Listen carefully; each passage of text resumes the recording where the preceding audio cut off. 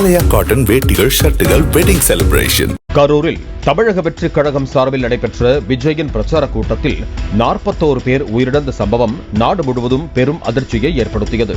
இந்த சம்பவம் காரணமாக தமிழக வெற்றிக் கழகத்தின் பொதுச் செயலாளர் என் ஆனந்த் மீது போலீசார் வழக்கு பதிவு செய்தனர்.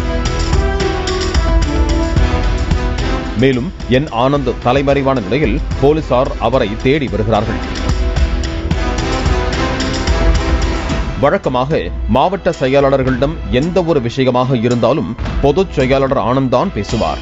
ஆனால் தற்போது அவர் தலைமறைவாக இருப்பதால் தவேக தலைவர் விஜய் 15 மாவட்ட செயலாளர்களை போனில் வாட்ஸ்அப் கால் மூலம் தொடர்பு கொண்டு அடுத்த கட்ட நடவடிக்கைகள் குறித்து பேசியுள்ளார். கரூர் துயரத்தால் துவண்டுவிட வேண்டாம், அடுத்த கட்ட நடவடிக்கைகளை நீங்கள் மேற்கொள்ளுங்கள் என மாவட்ட செயலாளர்களிடம் விஜய் அறிவுறுத்தியுள்ளதாக தகவல் வெளியாகியுள்ளது. நான் விரைவில் கரூர் சென்று இறந்தவர்களின் குடும்பத்தினரையும் சிகிச்சையில் இருந்து மீண்டவர்களையும் சந்திக்க ஏற்பாடுகளை செய்யுங்கள் என விஜய் கூறியதாகவும் தகவல் வெளியாகியுள்ளது.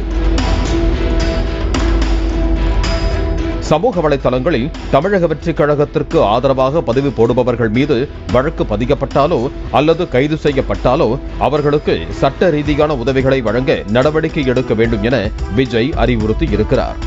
இது போன்ற ஒரு சூழலை நாம் சந்திப்போம் என்று நினைத்து கூட பார்த்ததில்லை.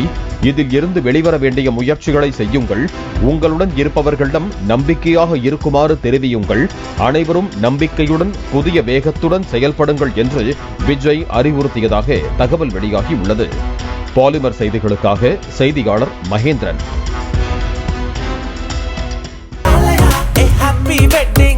ஆலயா காட்டன் வேட்டிகள் ஷர்ட்டுகள் வெட்டிங் செலிப்ரேஷன்.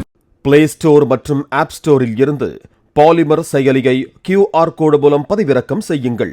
செய்திகளை உடனுக்குடன் பெறுங்கள்.